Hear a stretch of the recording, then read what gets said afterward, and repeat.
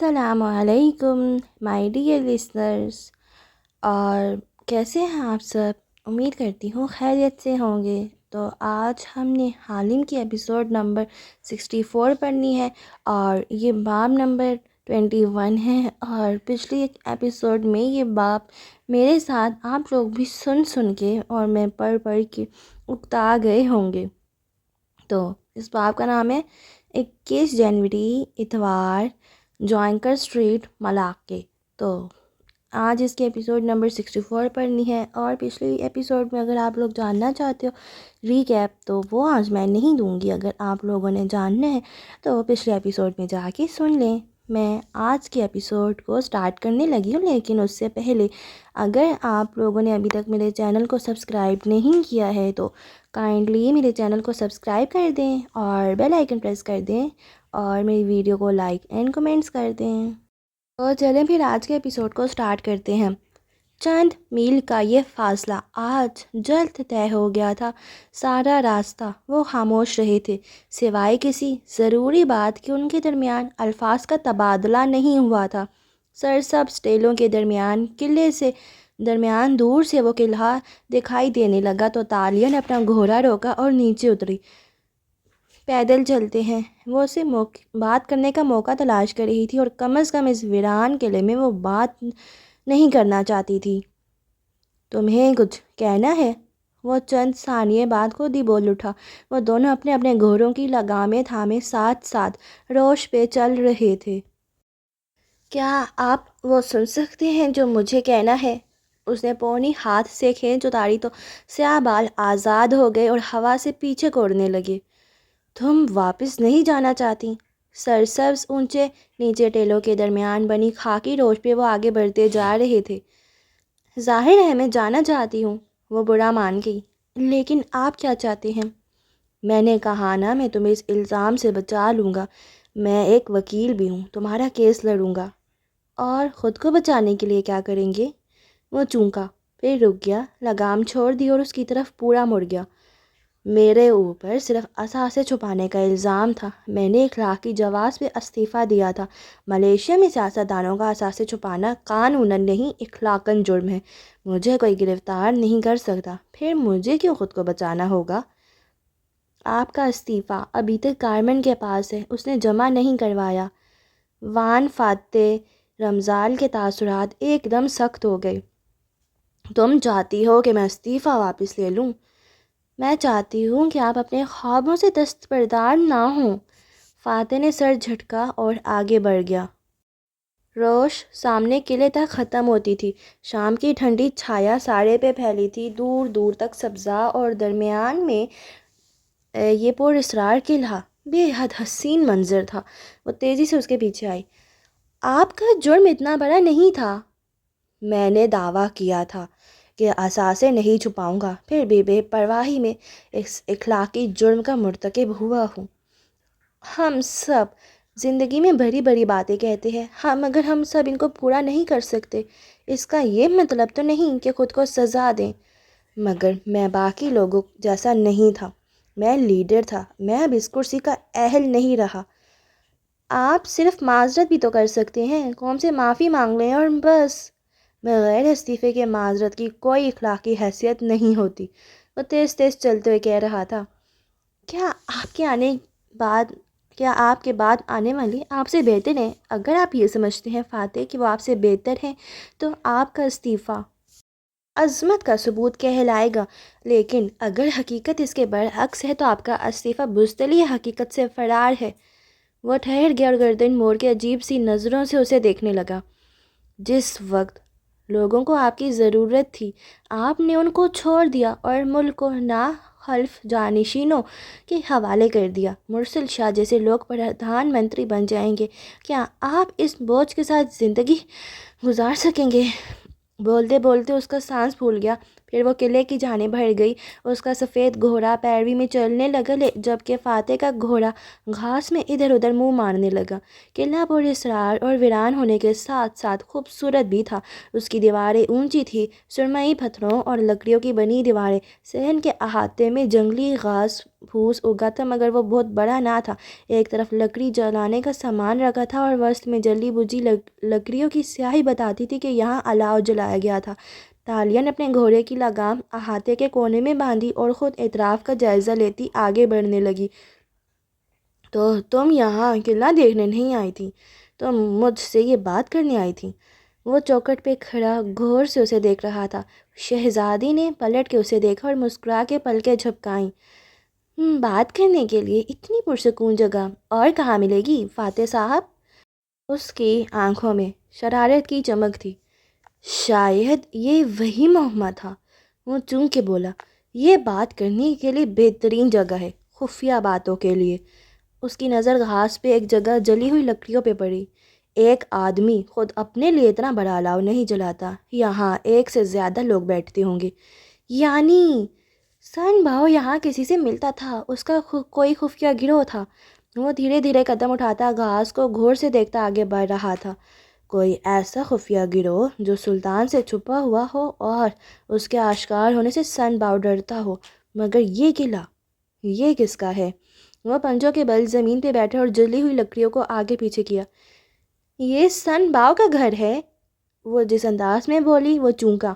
گردن اٹھا کے دیکھا تو وہ ایک دیوار کے کونے میں کھڑی تھی، فاتح کی طرف پشت تھی اور دیوار پہ ہاتھ سے کچھ ٹٹول رہی تھی۔ اس کے آواز میں حیرت تھی۔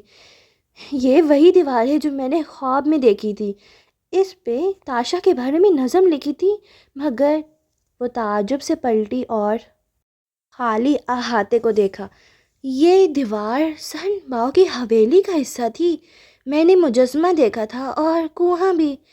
یہ دونوں الگ الگ چیزیں تھیں، مگر میں نے ان کو خواب میں اکٹھے دیکھا تھا، جس کا مطلب ہے کہ یہ سن باؤ کی ملکیت ہیں دونوں۔ وہ ہاتھ جھاڑتے ہوئے سیدھا ہوا۔ کیا وہاں کچھ لکھا ہے؟ تالیا نے گردن جھکا کے غور سے دیکھا۔ شام ڈوب رہی تھی اور نیلا اندھیرا چھانے لگا تھا۔ یوں معلوم ہوتا تھا دیوار پہ کچھ لکھا ہے، مگر پڑھا نہیں جا رہا تھا۔ دیا سلائی رگڑنے کی آواز آئی اور پھر وہ قریب آیا۔ اس کے ساتھ کھڑے فاتح نے سلگتی ہوئی تیلی دیوار کے قریب کی۔ ایک لمحے کے لیے تالیا نے نہیں دیکھا کہ دیوار پہ کیا تھا۔ زندگی ایک لمحے کے لیے کتنی خوبصورت تھی نا۔ وہ ہر مسئلے سے آزاد تھے، ساتھ تھے، دنیا کے شور ہنگامے سے دور، اپنے گھوڑوں کے ساتھ اس خوبصورت قلعے میں۔ شعلہ پوری تیلی کو کھا گیا تو فاتح نے اسے گرا دیا۔ روشنی بجھی تو وہ چونکی۔ نہیں، یہ نظر نہیں ہے، یہ لکیریں ہیں۔ وہ دوسری تیلی رگڑ رہا تھا۔ تالیا نے سر جھٹکا اور توجہ دیوار کی طرف مرکوز کی۔ ابھی مسئلے ختم نہیں ہوئے تھے، ابھی وہ خوش نہیں ہو سکتی تھی۔ ہر 7 لکیروں کو کاٹا گیا ہے، یہ دنوں کا حساب ہے، ہفتوں کا۔ ہاں، قدیم زمانے میں لوگ اسی طرح دن گنتے تھے۔ یہ دیکھو، آخری، اس نے گنا، آخری 60 دنوں کے بعد اوپر نہیں کاٹا گیا۔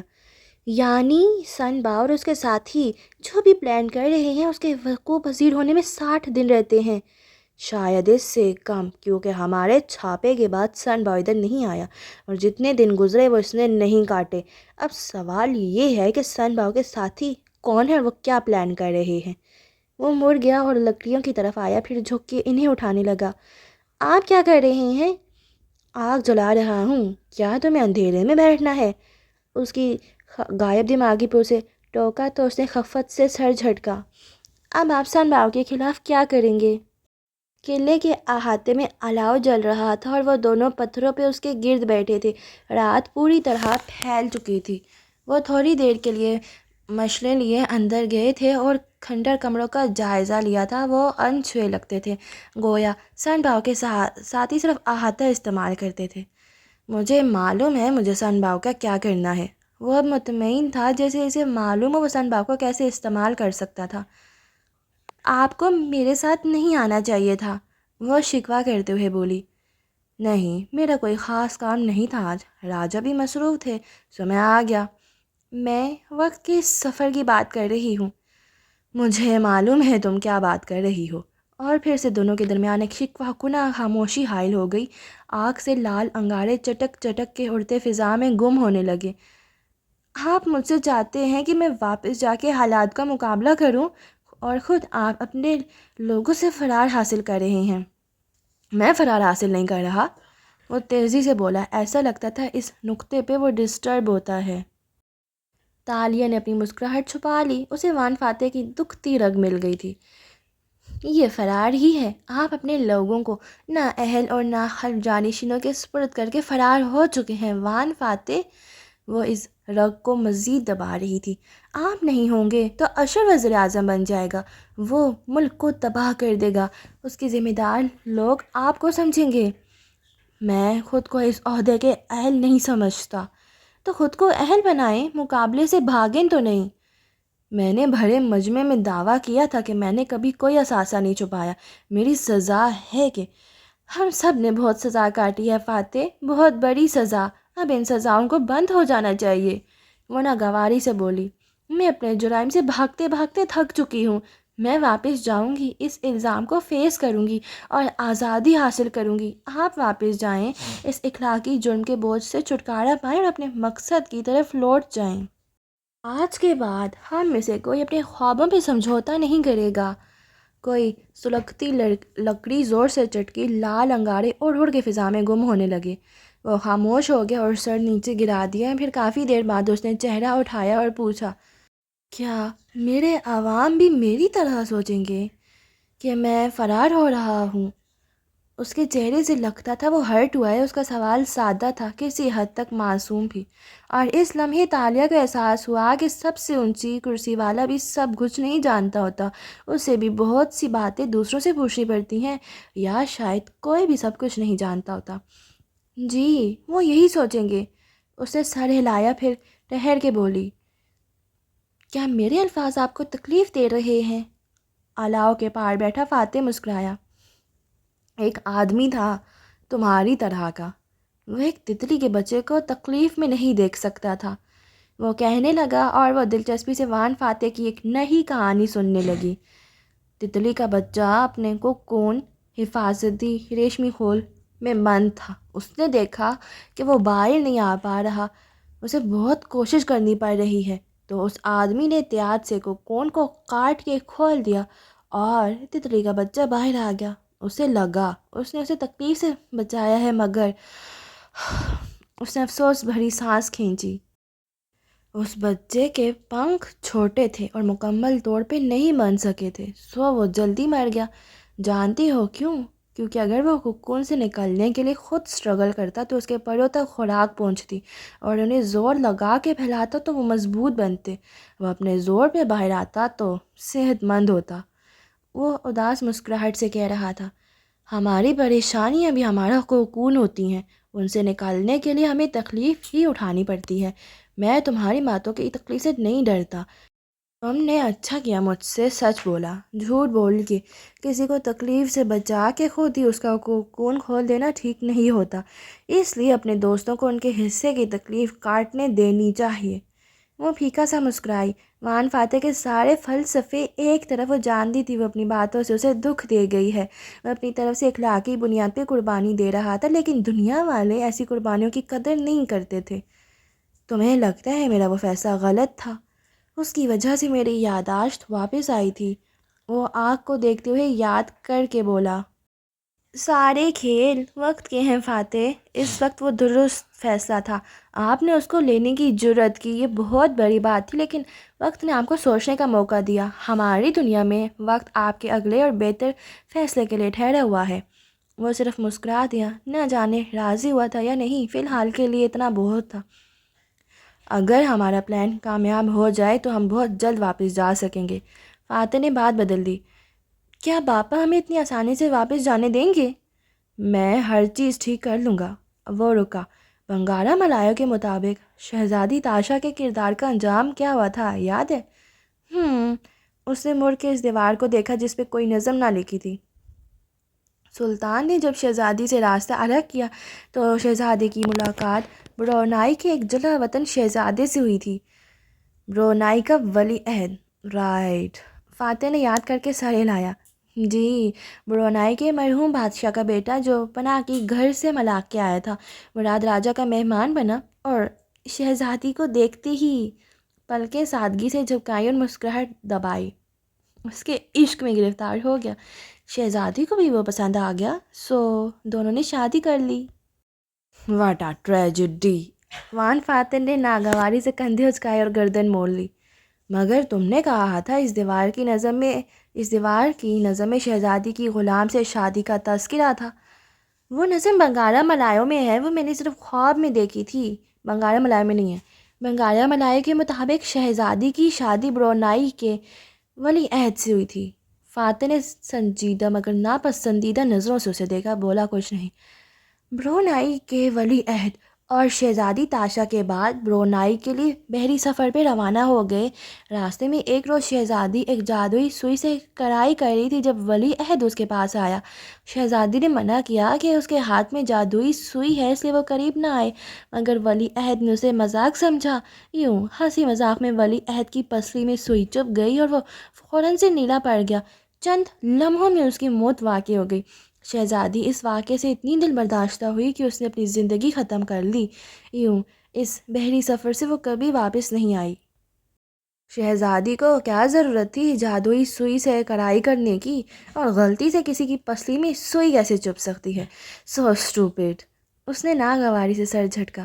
ویسے اگر کسی دن آپ کو باپا نے کسی نئے مہمان سے متعارف کروایا اور کہا کہ یہ برونائی کا ولی عہد ہے تو آپ کیا کریں گے؟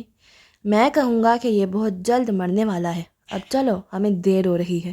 وہ اکتا کے کہتا اٹھ گیا اور لباس جا رہا۔ تالیہ کے لبوں سے مسکراہٹ جدا ہی نہیں ہو رہی تھی۔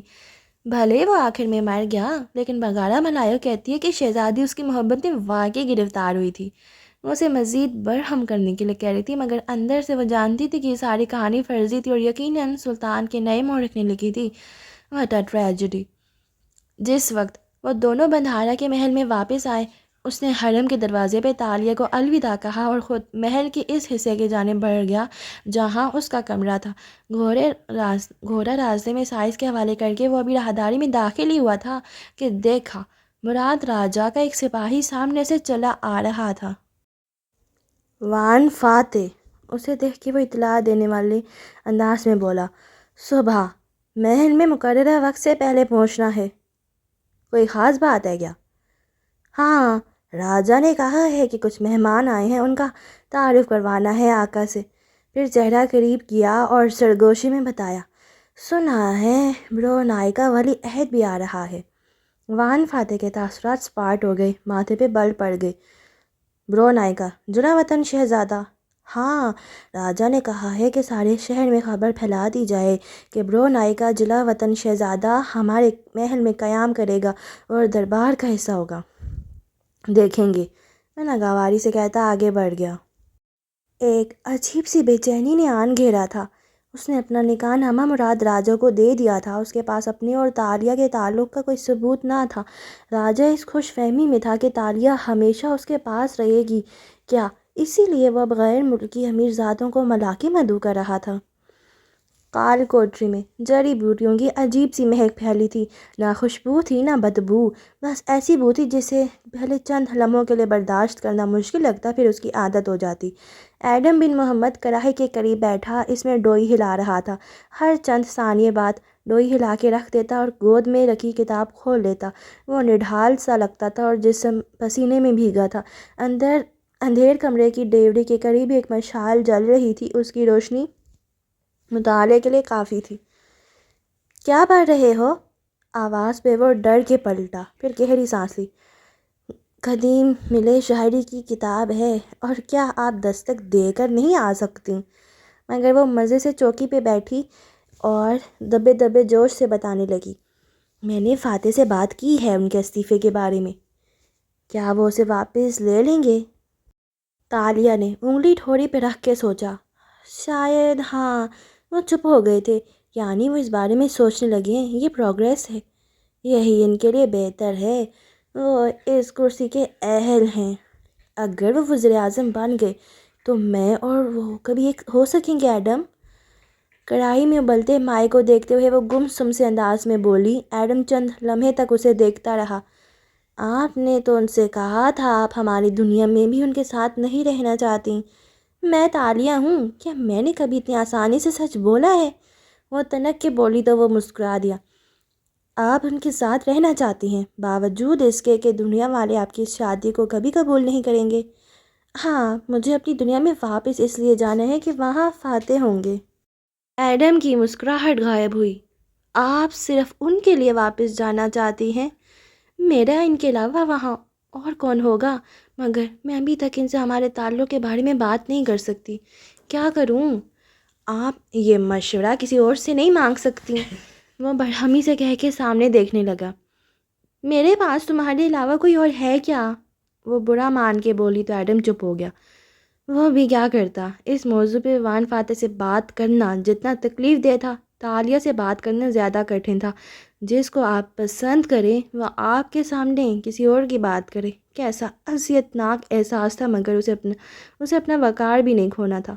اس لیے گہری سانس لی اور تحمل سے بولا، تو آپ ان سے خود کیوں نہیں پوچھ لیتی کہ آپ ان کی زندگی میں کہاں کھڑی ہیں؟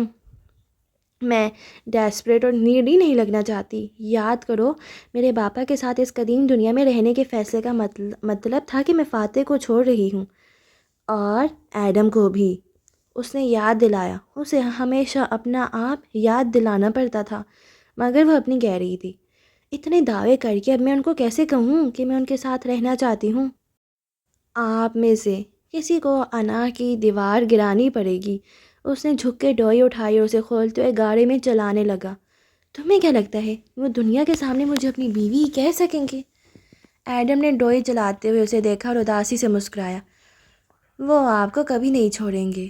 کیا واقعی؟ تو پھر وہ کبھی کچھ کہتے کیوں نہیں ہیں؟ پہلے تو ان کی یادداشت واپس نہیں آئی تھی، مگر جب انہیں یہ تعلق یاد آیا تو آپ انہیں وقت کے سفر پہ لے آئیں اور اپنا فیصلہ بھی سنا دیا کہ آپ انہیں چھوڑ رہی ہیں۔ اس کے باوجود بھی اگر وہ آپ کے ساتھ آئے ہیں تو اس کا اور کیا مطلب ہے؟ وہ چاہتے ہیں کہ آپ ان کے ساتھ رہیں۔ چیتالیہ، آپ کو ان سے کھل کے بات کرنی چاہیے۔ کھل کے بات کر لینا ہمارے اکثر مسائل سے نکلنے کا راستہ ہوتا ہے۔ تھینک یو ایڈم، میرا دل تم سے بات کر کے ہمیشہ ایسے ہی ہلکا ہو جاتا ہے۔ وہ مسکرا دی۔ دوست اسی لیے ہوتے ہیں۔ وہ مسکرا کے کہتا اپنی کتاب لیے اٹھ گیا۔ اس کا دل پہلے سے زیادہ بوجھل ہو گیا تھا۔ تالیہ ڈوئی سنبھال چکی تھی۔ ان دونوں نے اپنی باریاں مقرر کر رکھی تھی اور سختی سے اس پہ کار بند تھے۔ اس صبح سلطنت محل کے دربار کے دروازے کھلے تھے اور تمام شڑکاں اندر کی طرف جا رہے تھے۔ برآمدے میں چند افراد سلطان مرسل کے منتظر کھڑے تھے۔ ان میں سے ایک مراد راجہ بھی تھا، جو اپنی غیر ملکی مہمانوں کے ساتھ مصروف نظر آتا تھا۔ یہ برونائی کے چند تاجر تھے، شاہانہ قباؤں میں ملبوس، نگینوں والی انگوٹھیاں پہنے۔ وہ مسکرا کے مراد کی کسی بات پہ سر ہلا رہے تھے۔ وان فاتح ستون کے ساتھ کھڑا چپتی نظروں سے ان کو دیکھ رہا تھا۔ ان میں سے ولی عہد کون تھا؟ یہ سب ادھیر عمر یا عمر رسیدہ لگتے تھے۔ اس نے سنا تھا کہ برونائی کے بادشاہ نے اپنے ایک بیٹے کو جلا وطن کر دیا ہے۔ وہ اصل ولی عہد تھا اور گزشتہ چند ماہ سے گمنامی کی زندگی گزار رہا تھا۔ کیا مراد نے اسے ملا کے بلوا لیا تھا؟ کیا مراد اس سے شہزادی کی شادی کا ارادہ تو نہیں رکھتا؟ یہ خیال سیاہ قبا میں ملبوس تنہا کھڑے وان فاتح کا مزاج مزید خراب کر رہا تھا۔ دفتر مراد نے اسے اشارے سے قریب بلایا۔ فاتح سنجیدہ چہرے کے ساتھ ان کے قریب جا کھڑا ہوا۔ مراد نے اسے کوئی بات نہیں کی، بس مہمانوں سے بات کرتا رہا۔ دفتر نکارا بجا، ہٹو بچوں کی صدا بلند ہوئی اور جھٹ سب قطار بنا کے کھڑے ہو گئے۔ مرسل شاہ تشریف لا رہا تھا۔ ان کے قریب وہ رکا۔ یہ قطار غیر معمولی تھی۔ مراد نے بات کرنے کی اجازت طلب کی۔ آقا! تعظیم پیش کرنے کے بعد مراد نے سر اٹھایا۔ یہ میرے مہمان ہیں، برونائی سے آئے ہیں۔ مجھے معلوم ہوا تھا کہ آپ ان کے بارے میں سوال کر رہے ہیں، اس لیے سوچا ان کو لے کر آپ کی خدمت میں حاضر ہو جاؤں۔ مرسل کے تاثرات بدلے۔ وہ مسکرایا۔ کیا برونائی کا جلا وطن ولی عہد ہمارے ملک میں ہے؟ سرسری نگاہ اس وفد پہ ڈالی۔ جی آقا، یہ شمس الدین ہے، برونائی کا جلا وطن ولی عہد، مراد راجہ نے کہتے ہوئے ہاتھ سے وان فاتح کی طرف اشارہ کیا۔ سب کی نگاہیں اس اشارے کی سمت اٹھیں۔ فاتح بن رمضان اپنی جگہ سن ہو گیا۔ مرسل نے اسے دیکھا تو چہرے کے زاویے بدلے۔ اچھا، تو تمہارا مشیر برو نائی سے تعلق رکھتا ہے، تو تم نے پہلے ذکر نہیں کیا۔ اس کی سرد آنکھیں فاتح پہ جمی تھیں۔ وہ چونکہ مراد کو دیکھنے لگا، سنبھل کے سیدھا اور سر جھکا کے تعظیم پیش کی۔ آپ نے سوال نہیں کیا آقا۔ ملکہ نے ویسے بھی غیر ملکی مشیروں سے کام لینے کا جو رواج ڈالا ہے، مجھے لگا اس پہ عمل کرنے میں کوئی مذائقہ نہیں ہے، اور شمس الدین اپنی شناخت خفیہ رکھنا چاہتے تھے۔ اچھا لگا تم سے مل کے۔ مرسل شاہ آگے بڑھ گیا، دوسرے لوگ بھی اس کے ہمراہ ہو گئے۔ وہ دونوں تنہا رہ گئے تو فاتح کا ضبط جواب دے گیا۔ آپ نے اتنا بڑا جھوٹ کیوں بولا؟ اس کے انداز میں برہمی تھی۔ کیونکہ اگر تم بھرے بازار میں شہزادی کے ساتھ گھومتے نظر آؤ گے تو تمہارے بارے میں سوال اٹھیں گے۔ مجھے ان کا جواب دینا تھا۔ سلطان کے کارندے بھی ٹول لینے لگے ہیں، اور کیا کہتا ہے کہ تم کہاں سے آئے ہو، کسی دوسری دنیا سے؟ یہ تاجر میرے جاننے والے ہیں، یہ راز کو راز رکھیں گے۔ اور اگر اصلی ولی عہد آ گیا؟ کیا تم نے نہیں کہا تھا کہ سلطان مرسل چند دن کا مہمان ہے؟ چند دن کے لیے اس کو دھوکہ دیا جا سکتا ہے۔ فاتح نے ضبط کا تلخ گھونٹ اندر اتار لیا اور خاموش ہو گیا، لیکن وہ دوبارہ دربار میں نہیں گیا۔ وہ اس وقت تازہ ہوا میں رہنا چاہتا تھا۔ وہ گھوم کے محل کے پچھلے حصے میں آ گیا۔ یہاں درختوں کے درمیان مصنوعی فوارہ ابل رہا تھا۔ وہ اس کے قریب آیا اور جھک کے چلو بھر پانی بھرا، پھر اسے چہرے پہ ڈالا۔ یہ عمل کئی دفعہ دہرایا، یہاں تک کہ گریبان بھیگ گیا۔ ملاقے آنے کے بعد اور اس سے پہلے وہ مختلف قسم کے احساسات سے گزرا تھا، مگر یہ احساس سب سے عجیب تھا۔ برو نائی کے ولی عہد کی موت شہزادی تاشا کے ہاتھوں ہوئی تھی۔ اس نے سر جھٹک کے اس خیال کو بھی جھٹکنا چاہا، مگر اب یہ آسان نہ تھا۔ یہ ایسا تھا جیسے گردن کی پشت پہ کوئی بچھو دھیرے دھیرے چل رہا ہو، جیسے رات کو کمرے کے باہر قدموں کی چاپ مدھم آواز میں سنائی دیتی ہو، جیسے کوئی بلا تعاقب میں ہو۔ وہ آستین سے چہرہ پہنچتے ہوئے مرا تو ٹٹک گیا۔ سامنے سن باؤ کھڑا تھا، چہرے پہ طنزیہ مسکراہٹ تھی۔ برو نائی کا ولی عہد؟ مراد راجہ نے اچھی کہانی گھڑی ہے، لیکن میں تمہاری حقیقت جانتا ہوں، وہ طنز سے کہتا اس کے سامنے آ کھڑا ہوا۔ اب وہ دونوں درختوں کے درمیان آمنے سامنے کھڑے تھے۔ میں نے مراد راجہ کی چند چیزوں کی تلاشی بھی لی ہے۔ معلوم ہوتا ہے کہ اس کے پاس لوگوں کو مستقبل کے زمانے میں بھیجنے کا جادو ہے۔ تم مستقبل سے آئے ہو، اور تم ہم سب کا مستقبل بھی جانتے ہو۔ بس یہی معلوم ہوا ہے تمہیں؟ اگر تم مجھ سے معذب انداز میں پوچھتے تو میں خود ہی بتا دیتا۔ تم نے ایسے ہی وقت ضائع کیا سن باؤ۔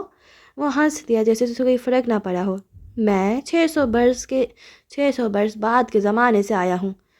سن باؤ کی چھوٹی آنکھیں برہمی سے مزید چھوٹی ہوئیں۔ تم نے ملکہ کو دھمکی دی، پھر میرے پیچھے آئے۔ اس وقت سے ڈرو وان فاتح، جب ہم تمہارے پیچھے آئیں گے۔ فاتح آرام سے فوارے کی منڈیر پہ بیٹھا اور سر اٹھا کے سن باؤ کو دیکھا۔ پیچھے فوارے سے آتے چھینٹے اس کی پشت پہ ٹھنڈی پھوار کی طرح برسنے لگے۔ ہمارے زمانے میں ایک محاورہ بولا جاتا ہے وانگ لی، کہ پھندا صرف تب تک پھندا ہوتا ہے جب تک آپ کو اس کے بارے میں معلوم نہ ہو۔ جب معلوم ہو جائے تو وہ پھندا نہیں رہتا، وہ مقابلہ بن جاتا ہے۔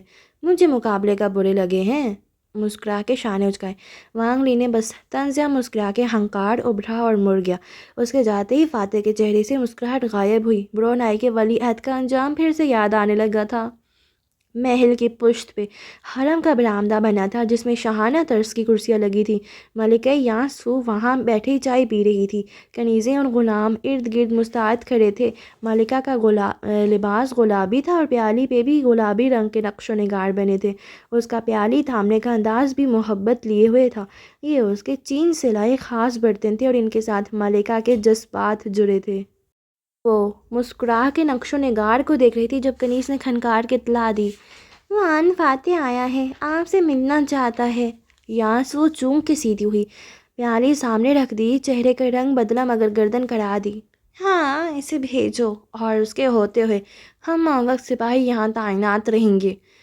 درست ملکہ، مگر وہ نہتہ ہے، اس کے پاس اسلحہ نہیں ہوتا۔ جو کہا ہے وہ کرو۔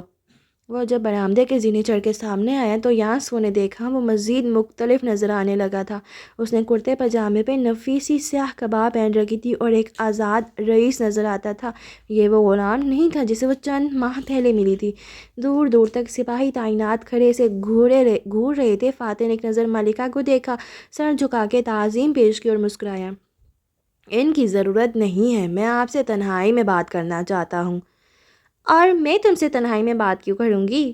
اس روز کی دھمکی یاد ہے مجھے؟ ولی عہد برونائی، وہ طنز سے بولی۔ فاتح نے ایک طے شدہ کاغذ نکال کے کنیز کی طرف بڑھایا۔ کنیز نے جھٹ اسے ملکہ کے سامنے کیا۔ یانسو نے اسے گھورتے ہوئے کاغذ کی تہیں کھولی، پھر اسے پڑھا، پھر چونک کے سامنے کھڑے مرد کو دیکھا۔ ہمیں اکیلا چھوڑ دو، سپاہیوں کو اشارہ کیا۔ وہ وان فاتح کا مدعا سننے کے لیے تیار تھی۔ وانگ لی کی سرخ حویلی دوپہر کی روشنی میں چمک رہی تھی۔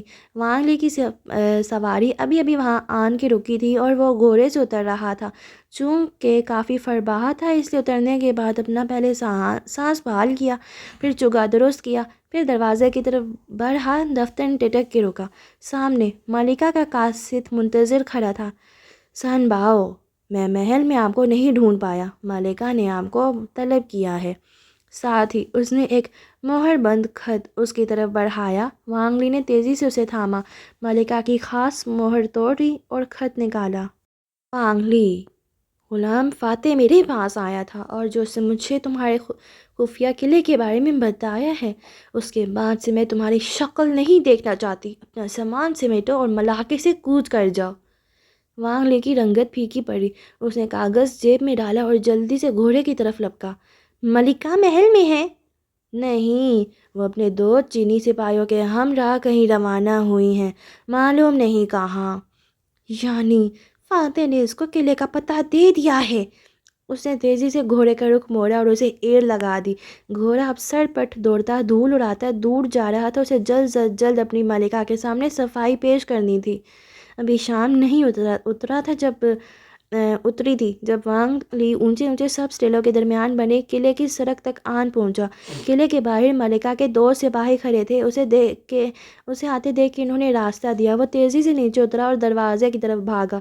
صحن کی چوکھٹ پہ وہ ٹٹک کے رکا۔ ملکہ کہیں نہیں تھی، مگر سامنے وان فاتح کھڑا تھا اور اس کے پیچھے بندھارا کے مسلح سپاہی گھوڑوں پہ موجود تھے۔ وانگ لی چونک کے پلٹا، مگر اب چند سپاہی جانے کہاں سے نکل کے اس کے عقب میں آ کھڑے ہوئے تھے۔ ملکہ کہاں ہیں؟ اس نے بظاہر رعبدار آواز میں پوچھا۔ فاتح نے مسکرا کے اسے مخاطب کیا۔ تمہیں ملکہ سے ڈرنے کی ضرورت نہیں ہے سن باؤ، میں اس قلعے کے بارے میں ابھی کچھ نہیں جانتی۔ وہ خط، وہ سپاہی؟ وانگ لی کا سانس اٹک گیا۔ میرے لیے ملکہ کے 3 چینی سپاہی خریدنا یا شہزادی تاشا کے لیے جعلی خط تیار کرنا قطعی مشکل کام نہیں ہے۔ تم ہمیں نہیں جانتے وانگ لی۔ کھیل سمجھتے ہی وانگ لی کا چہرہ سرخ پڑنے لگا۔ اسے سمجھ میں نہیں آیا وہ کیا کہے۔ یہاں ہر طرف بندھارا کے سپاہی ہیں، تمہارا گھوڑا بھی وہ تحویل میں لے چکے ہیں، یہاں سے بھاگنے کا بھی فائدہ نہیں ہے، اس لیے بیٹھ کے بات کرتے ہیں، کرسی میں اس پہ، میرے ملک کے لوگوں کی طرح۔ نرمی سے کہہ کے فاتح نے اندر چلنے کا اشارہ کیا۔ وانگ لی نے آستین سے ماتھے پہ آیا پسینہ پونچھا۔ چند لمحے وہ متامل رہا، پھر قلعے کے اندرونی حصے کی جانب بڑھ گیا۔ فاتح اس کے پیچھے آیا۔ اندر ایک ویران کمرہ بنا تھا، وہاں ایک میز کے گرد 2 کرسیاں رکھی تھیں۔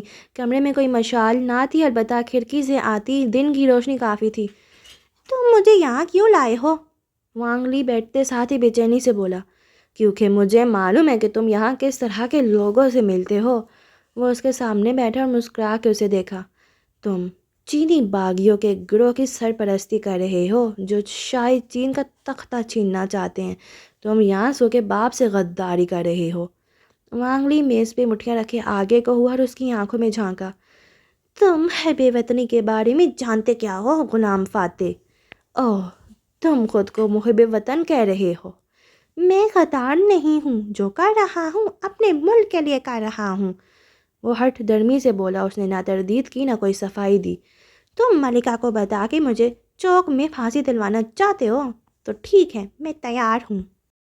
تم نے مجھ سے یہ نہیں پوچھا کہ میرے پاس الزام کا ثبوت کیا ہے۔ تمہیں ثبوت کی کیا ضرورت؟ تم بندھارا کے مشیر ہو اور میں ٹھہرا ایک غیر ملکی. میرے کال پہ تمہارے الزام کو ہمیشہ فوقیت دی جائے گی. وانگ لی نے شانے اچکا دیے. فاتح چند لمحے اسے دیکھتا رہا. تمہارا ذکر تاریخ کی کتابوں میں پڑھا ہے میں نے. 600 سال بعد کے زمانے میں بھی تمہارا مجسمہ اور تمہارا گھر لوگوں نے محفوظ کر کے رکھا ہے. وانگ لی اپنی جگہ بالکل ساخت ہو گیا. تم کہہ رہے ہو کہ میرا ذکر صدیوں بعد بھی محفوظ رہے گا؟ ہاں، اور میں نے اپنے باپ سے کہہ کے تمہاری سرخ حویلی خریدی تھی. جانتے ہو کیوں؟ کیونکہ اس میں ایک مجسمہ تھا، سن باؤ وانگ لی کا مجسمہ. میں وانگ لی کا بچپن سے پرستار تھا. میں نے تاریخ کی کتابوں میں اس کا ذکر اچھے الفاظ میں پڑھا تھا. وہ زخمی مسکراہٹ کے ساتھ کہہ رہا تھا اور وانگ لی سکتے میں چلا گیا. مجھے کیسے معلوم کہ تم سچ کہہ رہے ہو؟ فاتح نے شانے اچکا دیے. کیا میں نے آج تک تم سے کوئی جھوٹ بولا ہے؟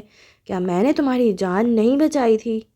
ہم ایک دوسرے کے مخالف ہو چکے ہیں، لیکن میں اب بھی جھوٹ نہیں بولتا. تمہیں تاریخ شاہ چین کے وفادار غلام کی حیثیت سے ہمیشہ یاد رکھے گی. کافی دیر اس ویران قلعے میں سناٹا چھائے رہا. تم مجھ سے کیا چاہتے ہو غلام فاتح؟ میرے پاس 2 راستے ہیں. میں یا تو ملکہ کو تمہاری اصلیت بتا دوں، کیونکہ جس بغاوت کو تم اٹھا رہے ہو یہ بہت جلد شاہ چین کا تختہ الٹ دے گی. یہ معلوم ہونے پہ ملکہ تمہیں مروا دے گی. اور دوسرا راستہ.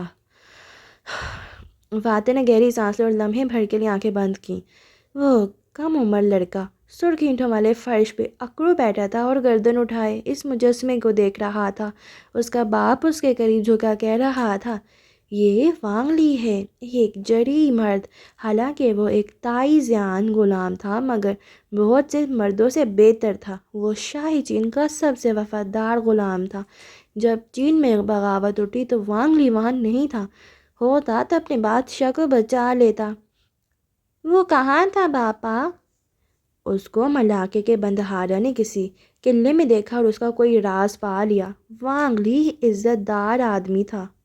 اس نے توہین کروانے کے بجائے اپنے عہدے سے استعفیٰ دیا اور چپ چاپ ایک سمندری سفر پہ روانہ ہو گیا جس سے وہ واپس نہیں آیا.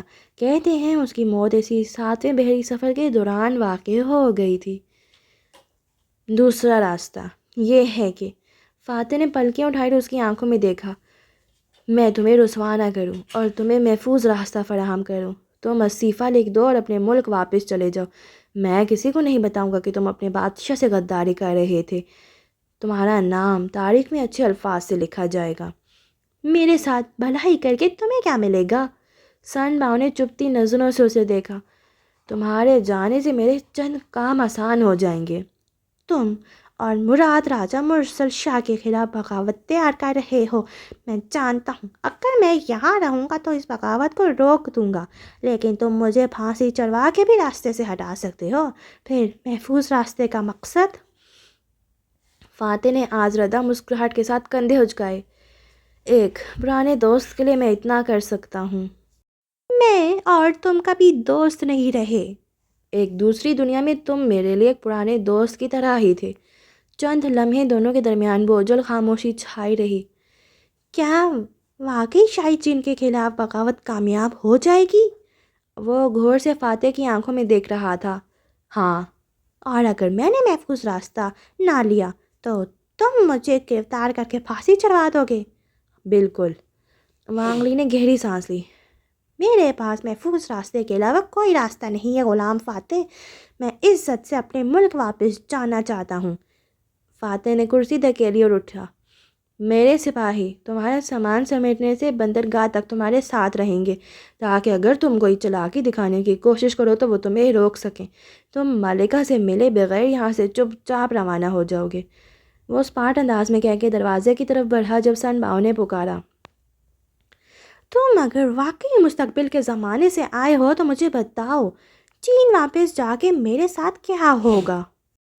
فاتح کے قدم وہیں زنجیر ہو گئے. پھر اس نے گہری سانس اندر کھینچی. تم کبھی ملاقے واپس نہیں آؤ گے، میں بس اتنا بتا سکتا ہوں. وانگ لی نے شانے اچکائے. مجھے نہیں معلوم تم سچ بول رہے ہو یا جھوٹ، لیکن میں واپس چین جانا چاہتا ہوں. وانگ لی کے پاس اس کے علاوہ کوئی راستہ نہ تھا، مرنے سے یہی بہتر تھا، مگر اس کو یہ نہیں معلوم تھا کہ وہ کبھی بھی چین نہیں پہنچ پائے گا۔ اتوار 22 جنوری، جونکر اسٹریٹ، ملاکے۔ وہ انسانوں کے ہجوم کے درمیان میں سر جھکائی چل رہی تھی، پیر اٹھاتی کہیں تھی، وہ پڑھتا کہیں تھا۔ کبھی ذہن یہ سوچنے لگتا کہ وہ کیا کرے، کبھی وہ گزرے واقعات کو یاد کرنے لگ جاتی۔ اسے وہ دن یاد آیا جب فاتن اسے تنبیہ کی تھی، وہ درست کہہ رہا تھا، اس کی ایک لمحے کی خطا اتنا بڑا نقصان کر سکتی تھی۔ کیسے؟ اس سے کیسے یہ ہوئی غلطی؟ سب کچھ ٹھیک جا رہا تھا، ہر چیز پلان کے مطابق جا رہی تھی، پھر وہ کیسے ایک لمحے کے لیے ہر شے سے غافل ہو گئی۔ چلتے چلتے وہ ایک دفعہ پھر اسی کافی شاپ کے دروازے تک آ رکی۔ بارستہ نے اس کی طرف دیکھا تو مسکرا کے استقبالی انداز میں اندر آنے کو کہا۔ وہ گمسم سی اسے دیکھنے لگی، پھر اندر داخل ہو گئی۔ کیا آپ کچھ لیں گی؟ وہ اس کے قریب آ کے بولا۔ کچھ دیر پہلے وہی تھا جس کے سامنے وہ روئی تھی اور پھر شاپ سے باہر نکل گئی تھی۔ بارستہ کو ابھی تک سمجھ نہیں آیا تھا کہ وہ تنہا اداس سی لڑکی اتنی سی عام بات پہ کیوں رونے لگ گئی تھی، البتہ اب وہ بہتر لگ رہی تھی، آنکھیں خشک تھیں اور انداز گمسم سا تھا۔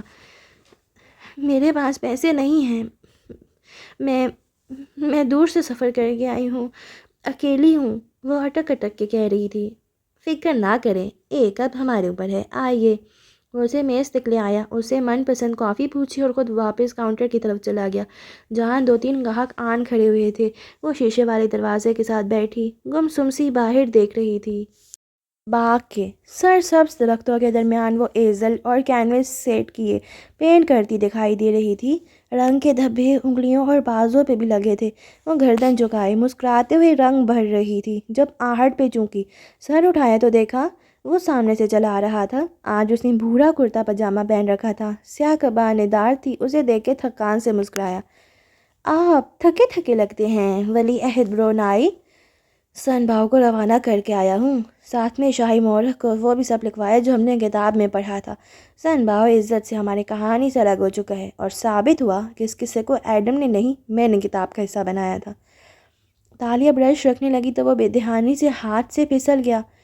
ان اوزاروں کے ساتھ کیا کریں شہزادی، آپ کی ذرا سی غلطی کسی کی جان لے سکتی ہے۔ اس کے انداز میں جانے کیا تھا۔ تالیہ نے چونک کے اسے دیکھا۔ اوہ پلیز فاتح، مجھے اس کتاب کے ایک لفظ پہ بھی بھروسہ نہیں ہے۔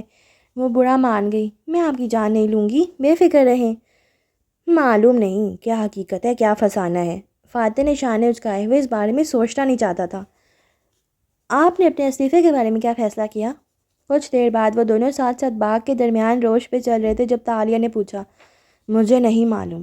اور ہمارا رشتہ، اس کے بارے میں کچھ نہیں معلوم؟ اس نے کہہ ڈالا بنا کسی تاثر کے اسپاٹ سے انداز میں، مگر فاتح کے قدم رک گئے۔ وہ اس کی طرف مڑے اور چونک کے اسے دیکھا۔ میں سوچتا تھا یہ آسان ہوگا۔ تعلق توڑنا؟ اس کا دل زور سے دھڑکا۔ ہاں، استعفیٰ دے کر تمہارے ساتھ زندگی گزارنا آسان ہوگا۔ میرے اوپر سے ذمہ داری اور خوابوں کا بوجھ ختم ہو جائے گا۔ میڈیا مجھ سے جواب طلب نہیں کرے گی، میں جس کے ساتھ چاہوں رہ سکوں گا، ایک پرسکون پرائیویٹ لائف۔ وہ چند لمحے کے لیے کچھ بول نہیں سکی۔ وہ واقعی ان دونوں کے بارے میں سوچتا تھا۔ لیکن تالیہ نے سوالیہ ابرو اٹھایا۔ لیکن اگر میں اپنے عہدے پہ قائم رہا تو میں کیسے دنیا کو سمجھاؤں گا کہ میری ایک دوسری بیوی ہے جو میری پہلی بیوی کی قاتل ہے؟ وہ برہمی سے بولی۔ فاتح نے گہری سانس لی۔ نہیں، جو مجھ سے عمر میں 20 سال چھوٹی ہے اور جو مجھ سے بہت مختلف ہے۔ آپ لوگوں سے ڈرتے ہیں؟ اسے یقین نہیں آیا تھا۔ ہاں، اپنے لیے نہیں، ہاں اس بات سے کہ مسز اسرا کی موت تازہ ہے یا میرے 2 بچے ہیں، میں تمہارے لیے ڈرتا ہوں۔ وہ اس کی آنکھوں میں دیکھتے ہوئے سنجیدگی سے کہہ رہا تھا۔ تم اس دن درست کہہ رہی تھی، اگر تم مجھ سے تعلق کے حوالے سے لائم لائٹ میں آئیں تو میڈیا تمہیں ہوم رہ کر ثابت کرے گا۔ اسرا کے قتل کا الزام سب کو سچ لگے گا، وہ تمہاری کردار کشی کریں گے، وہ تم پہ اتنا کیچڑ اچھالیں گے کہ میں برداشت نہیں کر سکوں گا۔ وہ دکھ سے کہہ رہا تھا۔ عالیہ چند لمحے اس کی آنکھوں کو دیکھتی رہی۔ آپ کیا چاہتے ہیں؟ تم نے کہا تھا کہ تم میرے ساتھ نہیں رہنا چاہو گی کیونکہ اس طرح سب تمہیں قصوروار کہیں گے۔ مجھے معلوم ہے میں نے کیا کہا تھا۔ وہ تیزی سے بولی۔ کچھ اختلافات انسان رد کیے جانے کے لیے پیش کرتا ہے، لیکن میں آپ سے پوچھ رہی ہوں کہ آپ کیا چاہتے ہیں؟ کیا آپ مجھے چھوڑنا چاہتے ہیں؟ تالیہ کو محسوس ہوا کہ اس کی آنکھیں بھیگ رہی ہیں، اس لیے وہ انہیں جھپک نہیں رہی تھی۔ کوئی تالیہ مراد کو کیسے چھوڑ سکتا ہے؟ وہ مسکرا کے بولا، اور ایک لمحے کے لیے اس کی ساری مسافتیں انجام کو پہنچیں، ساری ریاضتوں کا پھل مل گیا۔ اس کی آنکھ کے کنارے سے پانی کا قطرہ نکلا اور نیچے لڑک گیا۔ مگر ایک تو یہ مگر اس روز جو تم نے کہا، ان باتوں نے میرے لیے یہ فیصلہ مشکل بنا دیا ہے۔ اور میں نے ہی کہا تھا کہ میں آپ کے ساتھ واپس جانا چاہتی ہوں، کیا آپ میرے ساتھ رہنا چاہیں گے؟ وہ درختوں کے درمیان آمنے سامنے کھڑے تھے۔ اگر مجھے تمہارے ساتھ نہ رہنا ہوتا تو میں اپنی دنیا چھوڑ کے تمہارے لے یہاں نہ آتا۔ اور تالیہ کو اپنے سارے جواب مل گئے۔ وہ ایک دم ہلکی پھلکی ہو کے مسکرا دی۔ لیکن آپ اپنا استعفیٰ واپس لیں گے؟ یہ سب کہنا آسان ہو گیا تھا۔ وہ چپ ہو گیا۔ اگر میں دوبارہ اپنے کریئر کی طرف گیا تو تمہارے لیے زندگی مشکل ہو جائے گی۔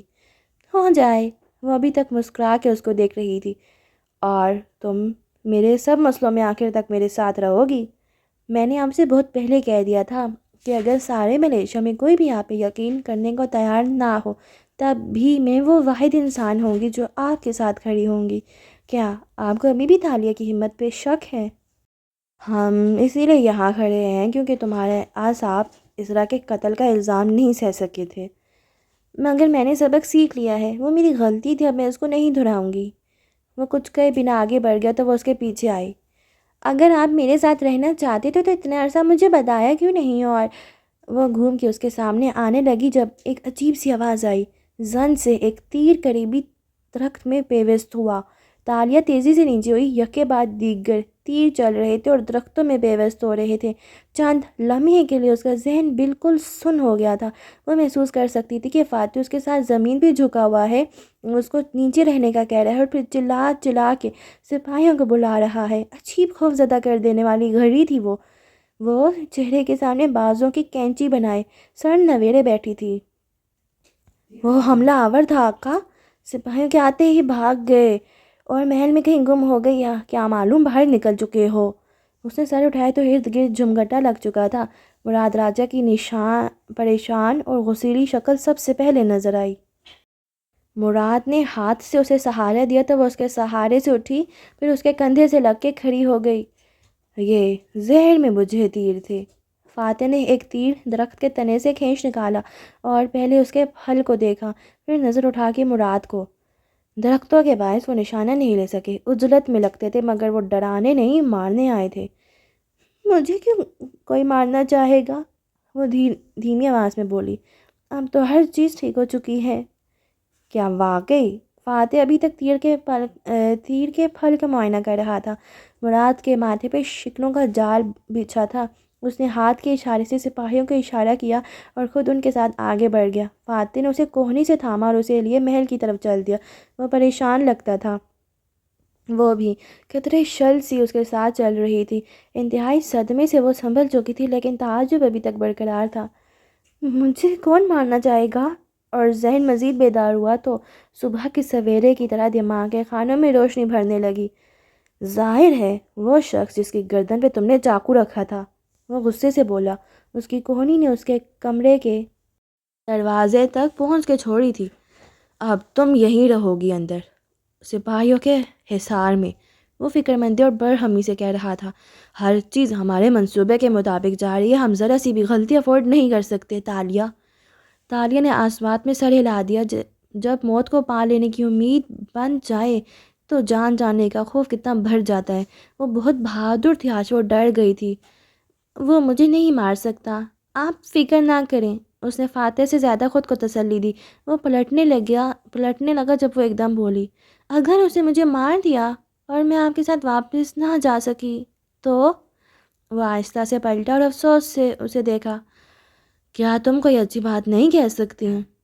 اگر میں آپ کے ساتھ واپس نہ جا سکی تو آپ مجھ سے وعدہ کریں ایک۔ نہیں، مجھے ایسے نہ دیکھیں، میری بات سنیں، آپ کو میری بات ماننی ہوگی۔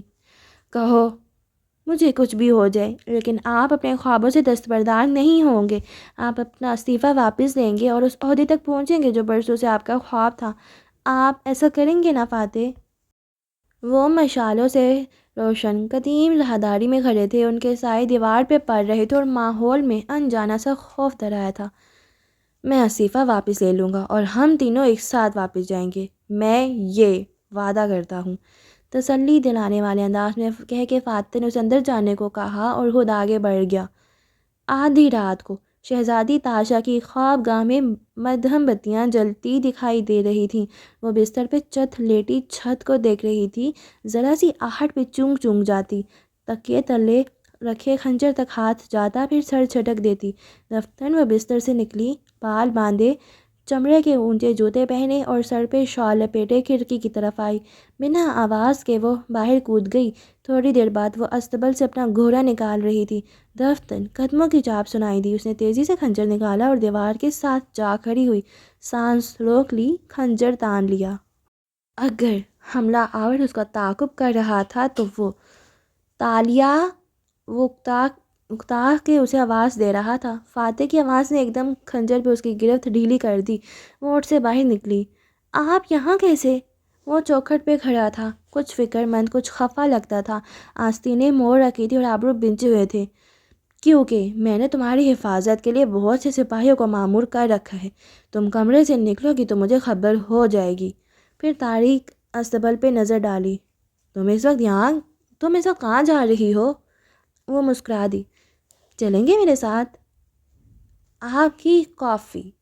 وہی بارسٹر نے ایک دفعہ پھر کاؤنٹر چھوڑ کے پاس آیا اور میز پہ کافی سے بھرا کپ رکھتے ہوئے بولا تو تالیاں چونکی، چہرہ موڑ کے اسے دیکھا، پھر کپ کو۔ آپ کو کچھ اور چاہیے مدام؟ اب مجھے کچھ نہیں چاہیے۔ اس نے گمسم سے انداز میں دائیں بائیں گردن ہلائی۔ بارسٹر اپنی جگہ پہ واپس آیا تو ایک دوسرے ویٹر نے اس کو خفگی سے کہا، ہم فری کافی صرف اس کسٹمر کو دیتے ہیں جس کی سالگرہ ہوتی ہے، تم نے خواہ اس لڑکی کو دے دی۔ اس نے کہا تھا اس کی سالگرہ ہے، وہ مدافعانہ انداز میں بولا۔ لڑکی کی میز قریب ہی تھی، اس نے بھی سن لیا تھا۔ ان دونوں کو دیکھا اور پھیکا سا مسکرائی۔ یہ درست کہہ رہا ہے، آج میری سالگرہ ہے، میرا اس دنیا میں آنے والا دن۔ اور پھر سے گردن موڑ لی۔ دوسرا ویٹر عجیب سی نظروں سے اس لڑکی کے ہاتھوں کو دیکھ رہا تھا۔ اس کی انگلیوں پہ واضح طور پہ خون لگا ہوا نظر آتا تھا، تازہ خون جو اب خشک ہو چکا تھا۔ وہ خون ہی تھا، رنگ نہیں۔ وہ بھی اب اپنے ہاتھوں کو دیکھ رہی تھی۔ اس کا ذہن دوبارہ سے پیچھے اس رات تک جانے لگا جب وہ دونوں ایک دفعہ پھر اسی قلعے کی طرف چلے آئے تھے۔ فاتح اتنا لمبا سفر خواہ مخواہ کرنے پہ ناخوش تھا، لیکن شہزادے کی بات ماننے کے سوا چارہ نہ تھا۔ قلعے کے صحن میں جلی بجھی لکڑیوں کا ڈھیر ویسے ہی پڑا تھا۔ وہ دونوں ان سرد لکڑیوں کے پاس آمنے سامنے بیٹھے تھے۔ تم آج کے واقعے سے ڈر گئی ہو؟ وہ اس کو بغور دیکھتے ہوئے پوچھنے لگا۔ تالیہ نے پلکیں اٹھائیں۔ تالیہ مرنے سے نہیں ڈرتی۔ پھر کس چیز کا خوف تالیہ کو سونے نہیں دے رہا تھا؟ اگر وہ تیر میرے بجائے آپ کو لگ جاتا تو میں کیا کرتی؟ فاتح نے چہرہ تعجب سے پیچھے کیا، پھر ہلکا سا مسکرایا۔ تو تم میرے لیے فکر مند تھی؟ میں اپنی حفاظت کر سکتا ہوں تالیہ۔ میں نے آپ کو جادوئی سوئی سے مار دیا تھا، کیا میں واقعی اتنی بڑی غلطی کر سکتی ہوں؟ وہ ایک دم ہانسی ہو گئی۔ اوہو، وہ کتاب سچ نہیں بول رہی۔ مجھے اس دنیا سے بہت خوف آنے لگا ہے، میں واپس جانا چاہتی ہوں کسی بھی بڑے نقصان سے پہلے، پلیز فاتح۔ میں نے وعدہ کیا ہے نا، ہم واپس ضرور جائیں گے۔ مجھے نرمی سے یقین دلا رہا تھا۔ اندھیر صحن میں وہ دونوں آج بھی اسی طرح بیٹھے تھے، لیکن آج درمیان میں آگ کا الاؤ نہ تھا، نہ حدت تھی، نہ روشنی، صرف سرد سا اندھیرا تھا۔ اب مجھے امید ملی ہے کہ میں اور آپ کبھی ایک ہو سکیں گے۔ میں اب اس کو کھونا نہیں چاہتی۔ ہمارے ایک ہونے سے تمہاری زندگی بہت مشکل ہو جائے گی۔ اس کریزی دنیا سے زیادہ مشکل تو نہیں ہوگی۔ پھر قدرے شک سے اسے دیکھا۔ کیا آپ واقعی میرے ساتھ رہنا چاہتے ہیں؟ وہ پورے دل سے مسکرایا۔ ہاں، میں تمہارے ساتھ رہنا چاہتا ہوں، اور میں چاہتا ہوں کہ تم بھی میرے ساتھ رہو، کیونکہ مجھے آپ کی اور آپ کو میری ضرورت ہے۔ اسے کچھ یاد آیا تھا۔ ہاں، اور میں اب تالیہ مراد کے بغیر اپنے مستقبل کا تصور بھی نہیں کر سکتا۔ اندھیر شہر میں بیٹھا فاتح بتانے لگا۔ اوپر آسمان پہ تارے اور چاند سب اکٹھے ہو کے دلچسپی سے یہ منظر دیکھنے لگے تھے۔ مجھے تمہاری عادت ہو چکی ہے، جب میں سب بھول چکا تھا اور تم میری چیف آف سٹاف تھیں تب بھی تمہارے بغیر زندگی مشکل لگتی تھی، اور اب تو سب یاد آ چکا ہے۔ مثلاً کیا؟ اندھیرے کے باوجود اس کی آنکھیں بنا کسی دقت کے فاتح کا چہرہ دیکھ سکتی تھیں۔ مثلاً یہ کہ میرا اور تمہارا رشتہ زمان اور مکان کی قید سے آزاد ہے، زمانہ جو بھی ہو، زمین جیسی بھی ہو۔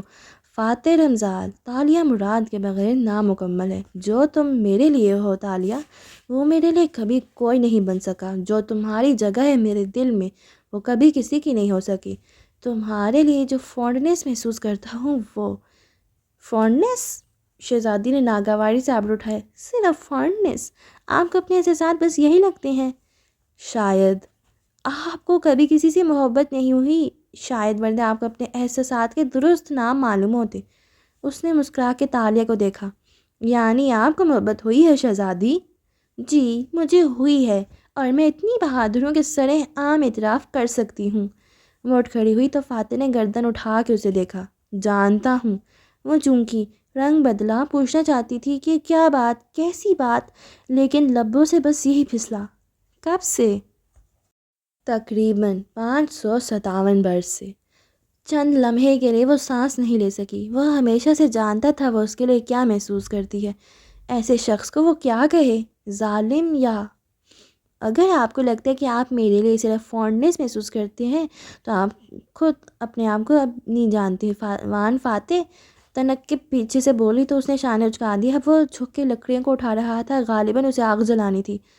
آپ واپس جا کے بدل تو نہیں جائیں گے؟ تم اس بات سے ڈرتی ہو کہ میں سب کچھ پھر سے بھول جاؤں گا؟ کیا مجھے ڈرنا نہیں چاہیے؟ اگر ہم میں سے کوئی ایک بھی کچھ بھول گیا تو ہم واپس اسکور ون پہ آ کھڑے ہوں گے۔ کبھی کبھی میں سوچتا ہوں کہ کاش ایڈم یہ سب بھول جائے۔ اس نے سب سے زیادہ تکلیف سہی ہے۔ وہ اب پنجوں کے بل بیٹھا آگ جلا رہا تھا۔ پہلی چنگاریاں جلیں، پھر یکا یک شعلہ بھڑک اٹھا۔ فاتح نے مسکرا کے پیچھے دیکھا تو وہ وہاں نہیں تھی۔ اس نے چونک کے گردن ادھر ادھر گھمائی۔ وہ ایک دیوار کے ساتھ کھڑی تھی۔ اس کے ہاتھ میں کچھ تھا جس سے وہ دیوار پہ کچھ لکھ رہی تھی۔ وہ تعجب سے اٹھا۔ کیا کر رہی ہو؟ اپنی تقدیر پوری کر رہی ہوں۔ فاتح نے ایک جلتی لکڑی الاؤ سے نکالی اور اسے بلند کی۔ تالیہ کے پیچھے جا کھڑا ہوا۔ دیوار کو شعلے نے مزید روشن کر دیا۔ تالیہ کے ہاتھ میں ایک موٹی نوکیلی سوئی تھی جس سے وہ دیوار پہ کھرچ کھرچ کے لکھتی جا رہی تھی۔ تاشا، جو شہزادیوں جیسی تھی، اس نے ایک غلام سے شادی کی تھی اور اسے آزاد کر دیا تھا۔ اس نے ملاقے کے لوگوں کی خدمت کی تھی پورے دل سے۔ اس نے دشمنی مول لی سلطان سے اور دوست بنائے عام لوگوں میں، اور بالآخر اس نے خود کو بھی آزاد کر دیا۔ نہ کردہ گناہوں کے بوجھ سے، ماضی کے غم سے، وہ اس حال میں گئی اس دنیا سے کہ وہ تیار تھی ہر الزام کا مقابلہ کرنے کے لیے۔ بہادری سے نظم مکمل کر کے اس نے سوئی نیچے کی اور پلٹی۔ کیا یہ عمارت ہمارے زمانے تک محفوظ رہے گی اور یہ نظم بھی؟ فاتح کی متعدد نظریں اس سوئی پہ جمی تھیں۔ نہیں، میں نے صرف اسے خواب میں دیکھا تھا۔ ایسی کوئی عمارت ہمارے زمانے میں نہیں ہے۔ غالباً پرتگالیوں نے ایسے بھی جلا دیا تھا۔ اور آپ فکر نہ کریں، میں سوئی سے آپ کو نہیں ماروں گی۔ آخر میں جل کے بولی۔ میں نے بطور باس تم سے کافی سخت کام لیے ہیں، میں اس کے لیے شرمندہ ہوں۔ وہ چکنا سا کہہ رہا تھا۔ اوہ فاتح، یہ محض موٹی کڑھائی کی سوئی ہے، میں اسے ابھی آگ میں پھینک دیتی ہوں۔ وہ آگے آئی اور اس سوئی کو جلتے الاؤ میں پھینک دیا۔ وان فاتح نے گہری سانس خارج کی۔ آر یو شور؟ تمہارے پاس ایسی کوئی دوسری سوئی نہیں ہے؟ تالیہ بے اختیار ہنسی۔ آپ کو چاہیے کہ میرے ساتھ اچھا برتاؤ کریں، ورنہ کیا معلوم میرے پاس کئی ایسی سوئیاں پڑی ہوں۔ ہمیں واپس جانا چاہیے، اب مجھے تم سے خوف آنے لگا ہے۔ وہ سر جھٹک کے کہتا آگے بڑھ گیا تو وہ ایک دفعہ پھر ہنسی۔ اگلا دن سارا خاموشی سے کٹا تھا۔ لگتا تھا محل پہ موت کا سناٹا چھایا تھا۔ سب چپ چاپ اپنے کاموں میں لگے تھے۔ اگلے روز مراد راجہ اور مرحوم سلطان کے بیٹوں نے بغاوت کرنی تھی۔ یہ وہ بغاوت تھی جو مراد راجہ بہت عرصے سے تیار کر رہا تھا، اور اب بالآخر وہ گھڑی آن پہنچی تھی۔ تالیہ کو حکم تھا کہ وہ طے کھانے کی کال کوٹری میں ایڈم کے ساتھ رہے گی، اس لیے وہ سرے شام ہی وہاں چلی گئی تھی۔ مست کمرے میں انگارے دیکھ رہے تھے اور کڑاہی میں موجود مایا ابل رہا تھا۔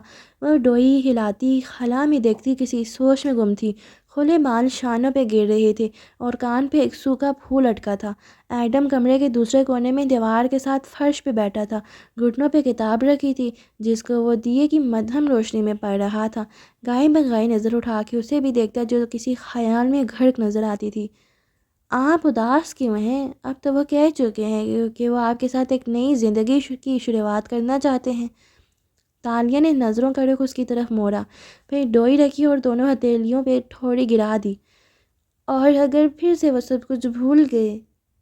اس دفعہ ایسا کچھ نہیں ہوگا، وہ تسلی دینے لگا۔ کیا میں غلطی سے ان کو کوئی سوئی چبو کے مار سکتی ہوں؟ چے تالیہ، ایڈم نے افسوس سے کہتے ہوئے کتاب رکھی اور لاٹھی کے سہارے اٹھا، پھر لنگڑا کے چلتا ہوا اس کے سامنے آیا اور بیٹھا۔ کسی کو کچھ نہیں ہوگا، اگر کوئی مر سکتا ہے تو وہ میں ہوں۔ اس نے دہل کے ایڈم کو دیکھا۔ اللہ نہ کرے، تمہاری دوا بالکل تیار۔ لیٹس فیس اٹ، وہ سنجیدگی سے بولا۔ ضروری نہیں ہے کہ دوا اثر کرے، اگر یہ ٹھیک نہ بنی یا اگر اس نے الٹا اثر کر دیا تو بھی میں مر سکتا ہوں۔ میں ہماری کہانی کا بیکار کردار ہوں جس کی سٹوری ختم ہو چکی ہے۔ میرے کردار کے کرنے کے لیے اب کچھ نہیں بچا، اس لیے اگر کوئی خطرے میں ہے تو وہ میں ہوں، وان فاتح یا آپ نہیں۔ ایڈم، ہماری زندگی کی کوئی کتاب نہیں ہے اور تمہارے پاس اب بھی کرنے کے لیے بہت کچھ پڑا ہے۔ وہ تکلیف سے مسکرایا۔ بس یہی کہ میں اپنے ماں باپ کے پاس جانا چاہتا ہوں، وہ میرے بغیر اکیلے ہوں گے، میں ان کی ساری زندگی کی کمائی ہوں۔ تم ان کے پاس ضرور جاؤ گے، اگر ایسا نہ ہو سکا تو کیا آپ مجھ سے ایک وعدہ کریں گی؟ وہ آگے کو جھکا اور سادگی سے پوچھا۔ تالیہ کی آنکھیں بھیگنے لگیں، اس نے آسمان میں سر ہلا دیا۔ آپ میرے ماں باپ کا خیال رکھیں گی؟ ان کو کبھی کسی معاملے میں مشکل پیش نہیں آئے گی، آئی پرومس۔ میں مالی معاملات کی بات نہیں کر رہا، وہ آسردگی سے بولا۔ جب بچے پاس ہو جاتے ہیں تو ماں باپ سے باتیں کرتے ہیں، اگر میں نہ رہا تو میں چاہتا ہوں کہ کوئی ان سے بات کرنے والا ہمیشہ موجود رہے۔ آپ بس مجھ سے اتنا وعدہ کریں کہ آپ ان کے لیے وقت نکالتی رہیں گی۔ وقت وہ سب سے بڑا تحفہ ہے جو ہم کسی کو دے سکتے ہیں۔ تالیہ نے سر ہلا دیا۔ سارے چکر اس وقت کے ہی تو تھے۔ دروازے پہ 8 ہوئی تو وہ دونوں چون کے مڑے۔ فاتح اندر داخل ہو رہا تھا۔ تالیہ نے تعجب سے اسے دیکھا۔ آج تو بغاوت کی رات ہے، ایسے میں بندھارے کا مشیر یہاں کیا کر رہا ہے؟ یہ میری لڑائی نہیں ہے، وہ شانے اچکا کے کہتا ان کے قریب آیا اور تیسری چوکی کھینچی اور باری باری ان کو دیکھا۔ دوا تیار ہو گئی؟ صبح سے پہلے ہو جائے گی۔ یہ کافی تھکا دینے والا عمل تھا۔ تالیہ نے ڈوئی پھر سے اٹھاتے ہوئے کہا۔ فاتح نے ایک نظر ایڈم کو دیکھا، پھر تسلی دی۔ تم ٹھیک ہو جاؤ گے، میں نے کہا نا، میں تمہیں واپس ضرور لے کر جاؤں گا۔ اگر آپ اپنا وعدہ پورا نہ کر سکے تب بھی مجھے آپ سے گلہ نہیں ہوگا۔ فاتح نے سوالیہ نظروں سے تالیہ کو دیکھا اور آبرو اچکائے۔ اسے کیا ہوا ہے؟ ایڈم کو یقین نہیں ہے کہ دوا اثر کرے گی۔ وہ ضرور اثر کرے گی ایڈم، اور اگر کچھ غلط ہو گیا، ہمارا پلان فیل ہو گیا، کبھی کبھی میں سوچتا ہوں مجھے یہ نہیں کھانی چاہیے۔ وہ متذبذب سا دھواں اڑاتی کڑاہی کو دیکھ رہا تھا۔ کیا تم نے حرف بہ حرف ترکیب پہ عمل کیا ہے؟ جی، لیکن پھر کچھ غلط نہیں ہوگا۔ اپنا یہ مایوس چہرہ درست کرو اور دوا تیار کرو۔ مگر فاتح، کیا معلوم دوا کی ترکیب غلط ہو یا کچھ اور، شاید ایڈم کو یہ نہیں کھانی چاہیے۔ وہ بھی متذبذب ہو گئی، مگر فاتح نے سختی سے ہاتھ اٹھا کے اسے خاموش کرایا۔ یہ ایڈم کا آخری آپشن ہے، اس کو شک میں مت ڈالو۔